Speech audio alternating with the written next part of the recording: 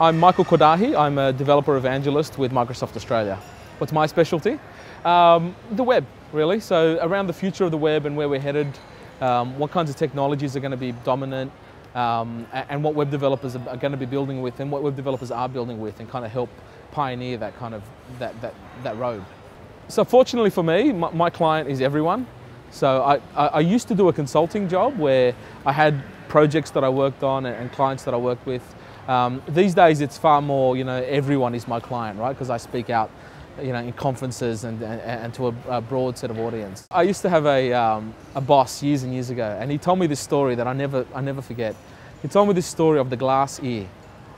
And he said, he was 50 when I knew him 20 years ago, right? So, and he said he used to work in engineering, and people used to come to his boss, including himself would go to his boss, with a problem that they couldn't solve. And his boss spent most of his day helping, trying to fix problems, and he wasn't getting his own job done. So what he did is he put this glass ear, literally an ear in the shape of a glass, in front of his office. So as you walked into his office, before you asked him anything, you had to tell your problem to the glass ear. And as you tell the problem to the glass ear, if you still don't have a resolution, then sure, go on in. But 9 times out of 10, once you slow down and you articulate your problem and you formulate it in a way that is external, that people can understand, quite often it starts to become clearer what your problem actually is and what the solutions might be.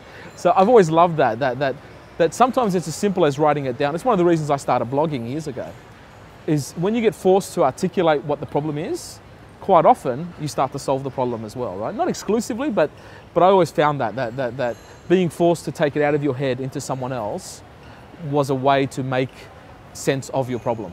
And that's kind of always worked for me. Really simple, love what you do, love the web, and people find you, right?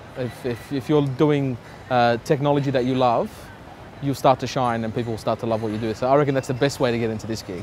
The number one motivator is happiness. Is what you're doing making you happy? And whether it's just clowning around making a bunch of apps with your buddies, or it's trying to make $1 million on the great startup, or you're changing the world by writing stuff that's genuinely having an impact. Is it fulfilling you? Are you being happy? And if that's yes, then you're going to succeed. People like happy people. People like people who are passionate about what they do. If you find the things and the projects that you're passionate about, whether they're money making or they're philanthropic or they're pet projects, I do 100 projects a year. 90 of them no one ever sees, but I'm happy doing them, right? They're little experiments, they're ideas that I want to fire off. But I think if you come from a center of, am I happy doing this? Then others will be happy with me doing this.